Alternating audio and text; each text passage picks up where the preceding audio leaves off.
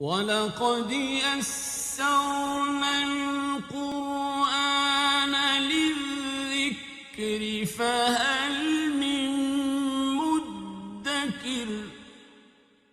اما بعد فاعوذ باللہ من الشیطان الرجیم، بسم اللہ الرحمن الرحیم۔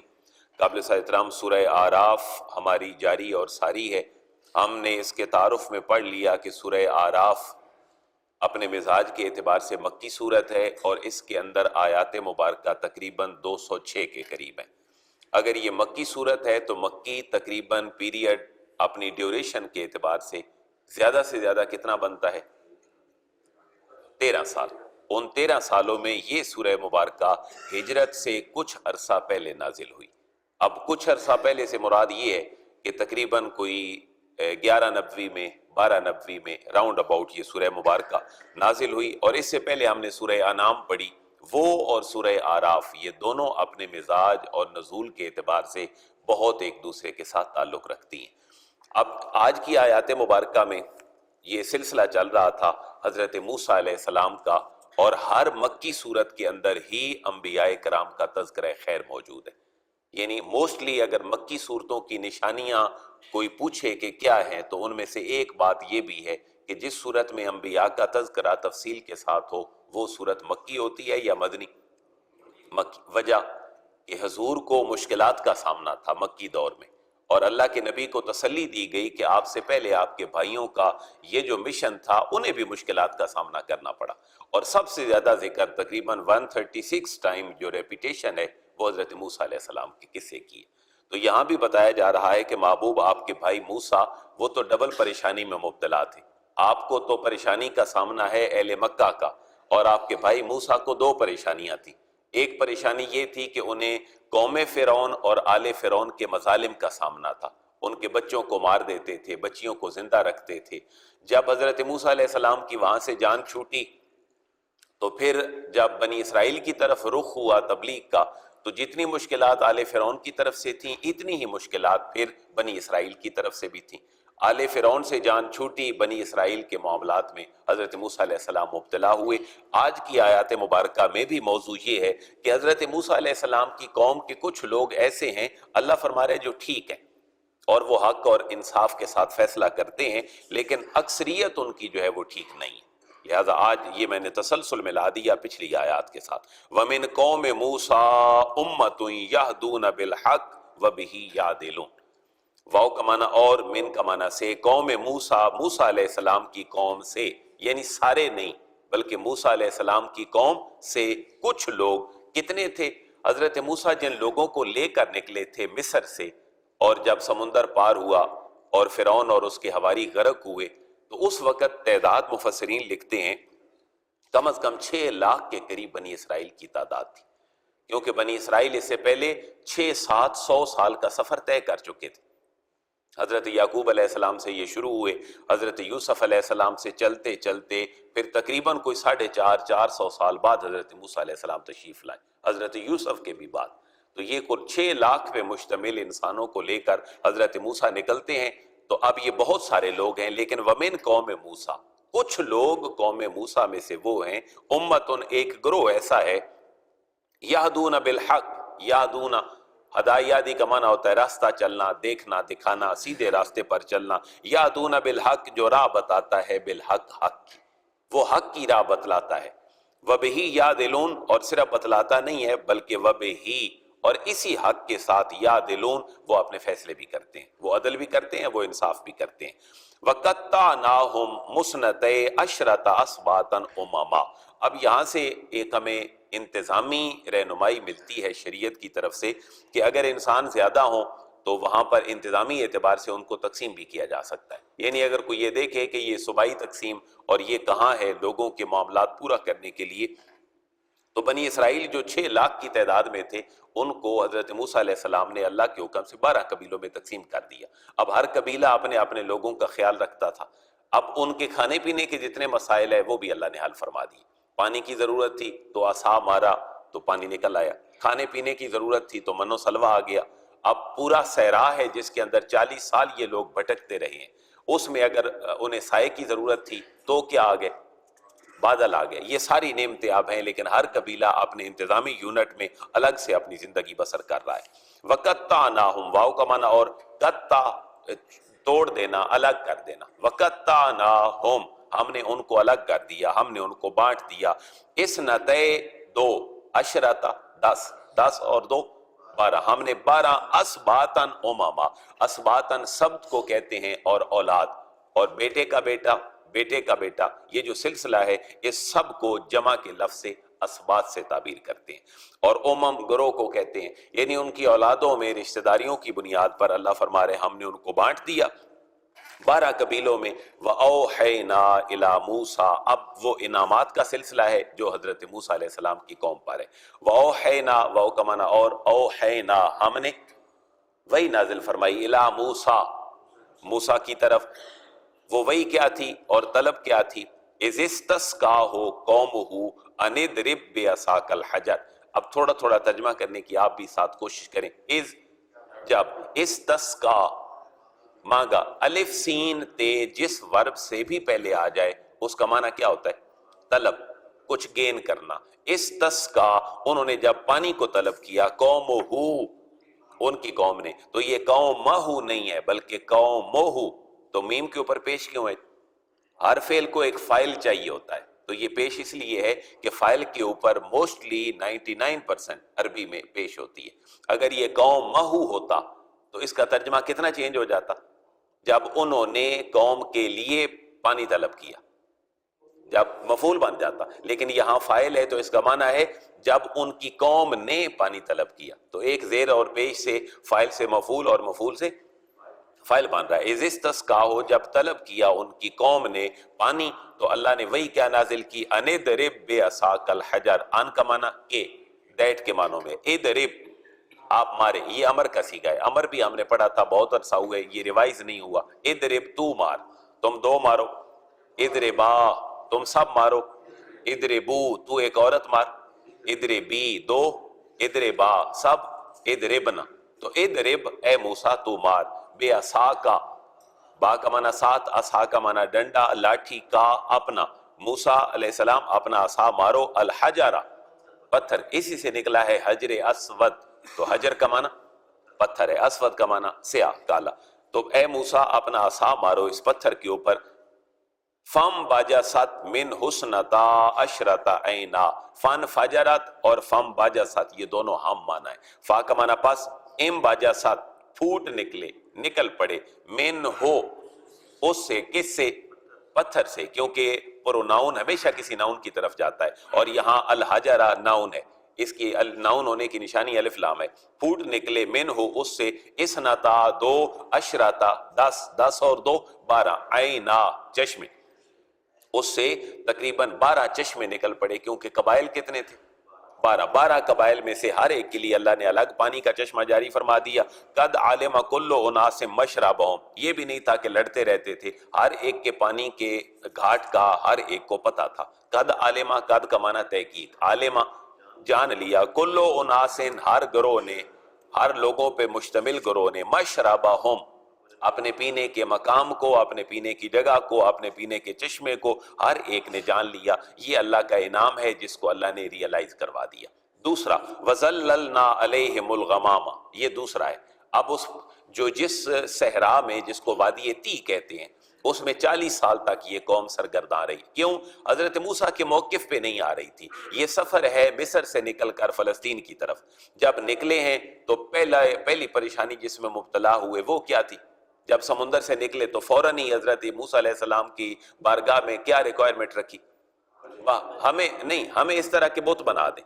جیسے کنارے کے اوپر ایک قوم جس کے بارے میں کہا جاتا ہے کہ وہ عمالقہ قوم تھی، جو ہی نکلے اور فرعون اور قوم فرعون غرق ہو گئے تو نکل کر کنارے کے اوپر ہی کہنے لگے کہ یہ جو بت قوم جس میں مبتلا ہے، ہمیں بھی ایسے چھوٹے چھوٹے موسیٰ خدا بنا دو، ہم بھی نہیں کی. یہاں سے پھر نافرمانیوں کا سلسلہ آگے چل پڑا ہے. لیکن یہ جو صحرا ہے اس کے اندر 40 سال تک یہ لوگ پھرتے رہے.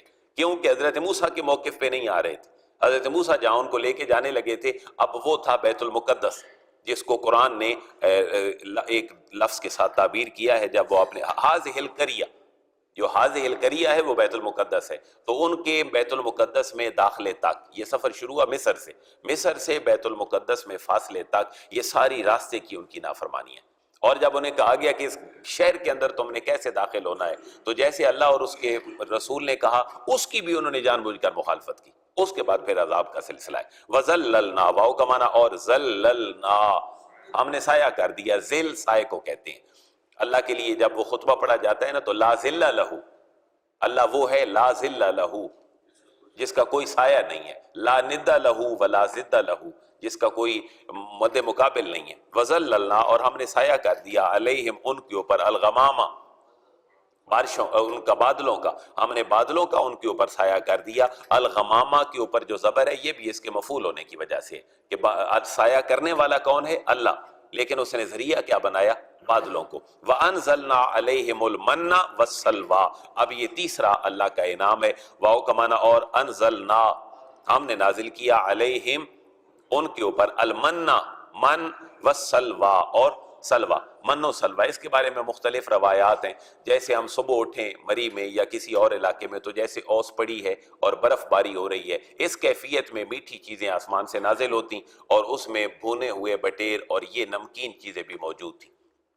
تو من اور سلوہ یہ دونوں چیزیں، اسی لیے مٹھائی کو بھی کیا عموماً اسی لفظ سے تعبیر کیا جاتا ہے۔ تو من و سلوہ میٹھی اور نمکین دونوں کا امتزاج تھا۔ اب اللہ فرما رہے تین انعامات کے بعد، کلو کھاؤ، من طیبات ما رزقناکم، حلال چیزوں میں سے اللہ نے جو تمہارے لیے رکھا ہے اس کو کھاؤ۔ یہاں پر وہ بات ذہن میں رکھیں جو ہم نے سورہ انعام میں پڑھی تھی، وہ یہ تھی کہ انہوں نے اپنے اوپر حلال جانوروں کی چربی بھی حرام کر دی تھی، اور انہوں نے اونٹ کے گوشت کا کھانا بھی اپنے اوپر حرام قرار دے دیا تھا۔ وجہ کیا تھی؟ یہ تفسیری روایات ہیں، کچھ اور بھی بات ہو سکتی ہے۔ حضرت یعقوب علیہ السلام کے بارے میں مشہور ہے کہ آپ کو عرق النساء کا مرض تھا، جس کو شاید آج کے دور میں شیٹے کا کہتے ہیں۔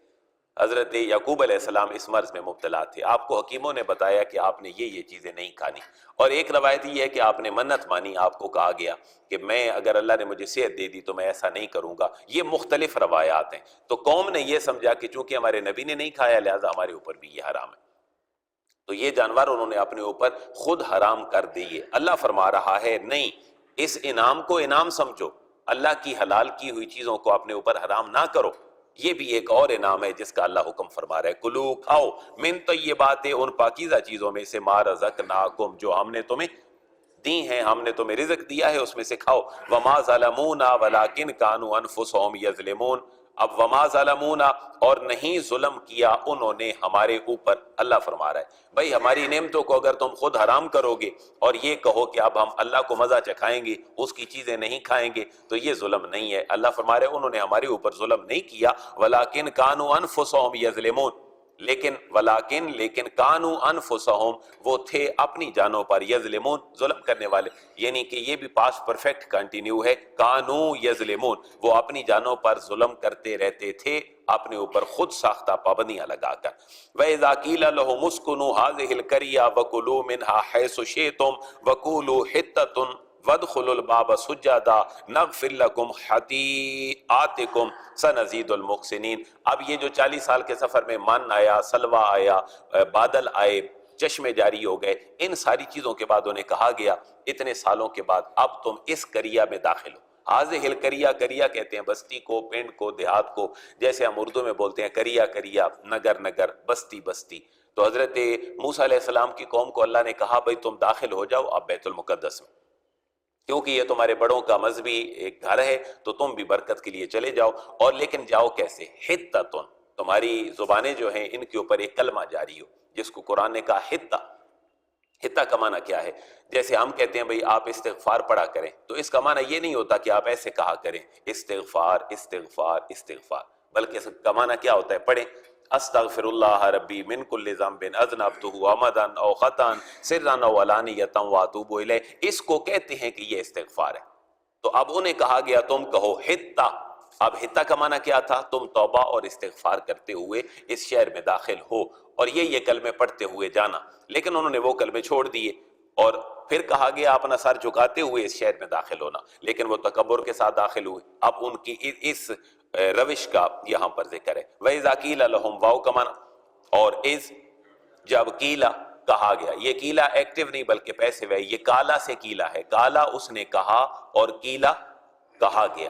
تو وَإِذَا قِيلَ وَإِذْ قِيلَ اور جب کہا گیا لَهُمْ ان کو, جب ان کو کہا گیا اسکنوا سکونت اختیار کرو, ٹھہرو, هذه القرية اس شہر میں یعنی بیت المقدس میں, وَكُلُوا اور کھاؤ, منها اس شہر میں سے, حیث شئتم جہاں سے بھی تم چاہو, وَقُولُوا حِطَّةٌ واو کا معنی اور قولوا کہو, حِطَّةٌ اے مولا اے کریم مجھے بخش دے, یعنی استغفار کرو, اللہ سے معافی طلب کرتے ہوئے آگے جاؤ, کیونکہ اللہ نے کتنے انعامات تمہیں دیے ہیں, تم پھر بھی اس اللہ کے احکامات کی طرف نہیں آ رہے ہو.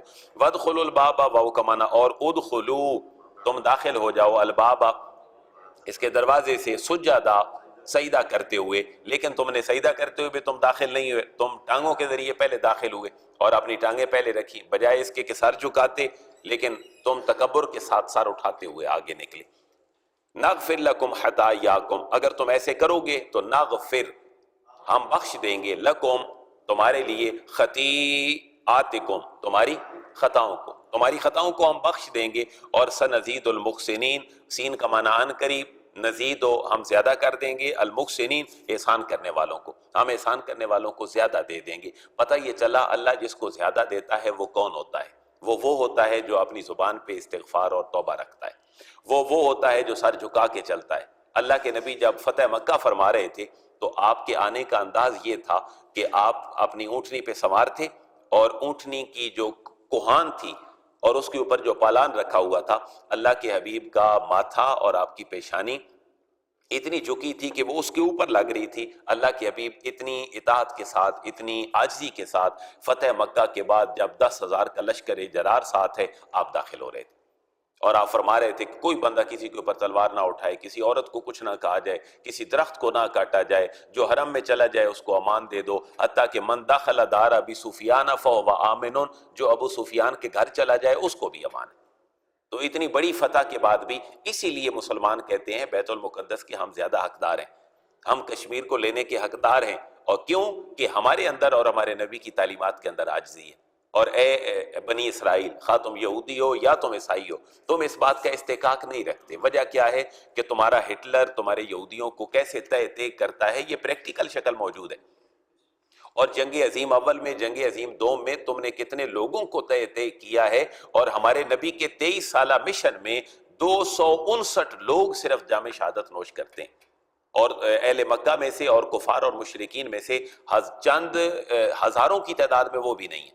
تو راؤنڈ اباؤٹ کو 759 کے قریب ہے. ڈاکٹر امید اللہ نے یہ فگر دی ہیں کہ اتنے لوگ تقریباً تہ ہوئے کفار میں سے, اور اتنا بڑا انقلاب آیا کہ آج دنیا میں ماشاءاللہ اربوں کی تعداد میں مسلمان بھی موجود ہیں, عرب سے زیادہ ان کی تعداد ہے. تو یہ ایک کمپیریٹیولی ایک جائزہ ہے کہ تمہارا ماضی کیا کہہ رہا ہے, تم تو نبیوں کے بھی قاتل ہو, کیونکہ قرآن نے ہمیں سورہ بقرہ میں پڑھا دیا کہ وَيَقْتُلُونَ النَّبِيِّينَ بِغَيْرِ حَقٍّ, انہوں نے تو حضرت زکریا اور حضرت یحییٰ کو بھی آروں سے چیر دیا اور انبیاء کو قتل کر دیا. تو جو نبیوں کو قتل کر رہا ہے, جو انسانیت کے اوپر اتنے وار کر رہا ہے, وہ کبھی بیت المقدس کا استحقاق نہیں رکھتا. مسلمان اس لیے رکھتا ہے کہ مسلمان ان کی جان مال عزت کے محافظ ہیں, اور انہوں نے بن کر اپنی تاریخ میں دکھایا ہے. فَبَدَّلَ الَّذِينَ ظَلَمُوا مِنْهُمْ قَوْلًا غَيْرَ الَّذِي قِيلَ لَهُمْ فَأَرْسَلْنَا عَلَيْهِمْ رِجْزًا مِنَ السَّمَاءِ بِمَا كَانُوا يَظْلِمُونَ. اب اتنی اللہ کی نعمتوں کے بعد بھی جب انہوں نے ایک بھی نہ مانی تو کیا ہوا؟ فا کا معنی پس بدلا, انہوں نے بدل ڈالا. اللہ نے فرمایا تم حتہ پڑھتے جاؤ, یعنی توبہ استغفار پڑھتے جاؤ, تکبر نہ کرنا, عاجزی سے داخل ہونا. فبدلا, انہوں نے بدل دیا, الذین ان لوگوں نے, ظالموا منہم جو ان میں سے ظالم تھے, جو ان میں سے ظالم تھے, اللہ کی اطاعت نہیں کرنے والے تھے, نبی کی بات کو نہیں ماننے والے تھے, جنہوں نے اپنی جانوں پر ظلم کر دیا تھا, انہوں نے ان جملوں کو بدل دیا. قولا غیر الذی قیل لہ, قولا ان اس بات کو جو کہی گئی تھی کہ استغفار توبہ پڑھتے جاؤ, غیر الذی اس بات کے علاوہ سے بدل دیا, قیل لہم جو ان کو کہی گئی تھی, جو کہا گیا تھا اس کے مطابق نہیں کیا, تو اب ان کے اوپر عذاب آیا. عذاب کس چیز کا آیا؟ فَأَرْسَلْنَا عَلَيْهِمْ رِجْزًا مِنَ السَّمَاءِ, فا کا معنی پس, ارسلنا ہم نے بھیج دیا, علیہم ان کے اوپر, رجزن عذاب, من السماء آسمان سے. اب ان کے اوپر آسمان سے اللہ نے عذاب نازل فرما دیا, لیکن عذاب بے جا نہیں تھا, بما کانوا یظلمون, با کا معنی واسطے، سبب، ما کانو یظلمون، جو وہ ظلم کیا کرتے تھے، اس ظلم کی وجہ سے اللہ نے آسمان سے ان کے اوپر عذاب نازل فرما دیا۔ پچھلے دنوں زلزلہ آیا، میں نے ایک چیز نوٹ کی، آپ کو صرف تبلیغ کے لیے اور اس اپنے فریضے کو پورا کرنے کے لیے کہہ رہا ہوں کہ زلزلہ آیا، میں نے دیکھا کہ سارے لوگ ایک دوسرے کو فون کر کے بتا رہے ہیں کہ اس کی ریکٹر سکیل پہ شدت کیا تھی، 4.5 تھا، 6.4 تھا، جھٹکے کتنے تھے۔ لیکن توبہ اور استغفار یا اجتماعی لحاظ سے اللہ کی بارگاہ میں یہ توبہ، یہ ہمارے ذہنوں سے نکل چکی ہے۔ میں نے ایک چیز آبزرو کی کہ ہر بندہ دوسرے کو بتا رہا ہے، فون کر رہا ہے، پروفیسر بیٹھے ہیں، گھر سے فون آ رہے ہیں، زلزلہ آیا جی، کیا ہوا؟ یعنی اللہ کی بارگاہ میں توبہ اور استغفار سب سے پہلا استحقاق ہے کہ ہم کریں۔ لیکن لوگوں سے رابطہ ہے، لیکن خالق سے تو رابطہ نہیں ہے۔ صلاۃ الکسوف اور صلاۃ الخسوف کا جو تصور ہے سورج گرہن میں اور چاند گرہن میں، اس لاہور جیسے شہر میں نے دیکھا نہیں، میں نے سنا ہے کہ ان راتوں کو اور ان دنوں کو سیلیبریٹ کیا جاتا ہے باقاعدہ سے، چھتوں پہ چڑھ کر۔ یعنی لوگوں کی ایکسائٹمنٹ کا سبب میڈیا نے اس کو بنایا ہے، لوگ چھتوں پہ ہیں، دیکھ رہے ہیں۔ اللہ کے نبی کا یہ طریق نہیں تھا۔ اللہ کے نبی کا طریق یہ تھا کہ جب بھی ایسا معاملہ ہوتا آپ توبہ اور استغفار کرتے، آپ نفل پڑھتے۔ بھلا وجہ کیا ہے اس کی؟ 3 سے 4 آرٹیکل لکھے اور یا مقبول جان نے آج سے کوئی 20-25 دن پہلے، اس میں اس نے یہ بات واضح کی کہ یہ جو سورج گرہن اور چاند گرہن ہے، یہودیوں کی مذہبی رسومات سورج گرہن اور چاند گرہن کے ساتھ وابستہ ہیں۔ وہ جب بھی سورج گرہن اور چاند گرہن ہوتا ہے، ظاہر ہے ٹیکنالوجی ان کے ہاتھ میں ہے، پوری دنیا کو وہ واچ کر رہے ہیں، تو وہ اپنے مذہبی رسومات اس کے مطابق مینیج کرتے ہیں کہ ہمارے عروج کا ایک اور سٹیپ طے ہو گیا۔ کیوں؟ کہ ان کے نزدیک جو گریٹر اسرائیل کا تصور ہے، وہ کہتے ہیں حضرت سلیمان علیہ السلام کی دور کی ہماری ریاست دوبارہ ہونی چاہیے، تو گریٹر اسرائیل جو ہے وہ پوری عرب ریاستوں پہ مشتمل ہے۔ اچھا، حضور نے ہمیں کیوں کہا کہ جب یہ چیزیں دیکھو تو توبہ استغفار کیا کرو؟ میں اس کی انٹرپریٹیشن یہ کر رہا ہوں، ہمیں اس لیے کہا اللہ کے نبی نے کہ تمہارا کام تھا کہ تم عروج پہ ہوتے، تمہارا کام تھا کہ تم دنیا پہ حکمرانی کرتے، امر بالمعروف کرتے، نہی عن المنکر کرتے، تم نہیں کر رہے ہو، دوسرے آگے بڑھ رہے ہیں، اس لیے اپنے کیے ہوئے کاموں پہ توبہ اور استغفار کرو، ورنہ تم تو اور زوال کی طرف چلے جاؤ۔ اور حضرت ابراہیم علیہ السلام حضور کے صاحبزادے تھے، ان کا وصال ہوا چھوٹی عمر میں، تو اسی دن اتفاق سے جو ہے وہ سورج گہن آ گیا، تو آپ کی بارگاہ میں عرض کیا گیا حضور یہ تو آپ کے بیٹے کی پیدائش پہ آج آسمان بھی نالاں ہے اور رو رہا ہے، غم میں مبتلا ہے۔ تو آپ نے فرمایا اس کا کسی بندے کے رونے جاگنے سے تعلق نہیں ہوتا، مرنے سے اور جینے سے، بلکہ یہ اللہ کا نظام ہے اور یہ قیامت کی علامات میں سے ہے۔ تم جب بھی اس کو دیکھو تو توبہ استغفار کیا کرو اور اللہ کے حضور سجدہ ریز ہو جایا کرو۔ تو میں کہنا صرف یہ چاہتا ہوں کہ ہمارا سارا تعلق آسمان سے نیچے نیچے لوگوں کے ساتھ ہے، کچھ اللہ کی کبریائی کے ساتھ تعلق ہمارا توبہ اور استغفار والا بھی ہونا چاہیے۔ اللہ تعالیٰ امت کے گناہوں کو معاف فرمائے، امت کو ہدایت نصیب فرمائے۔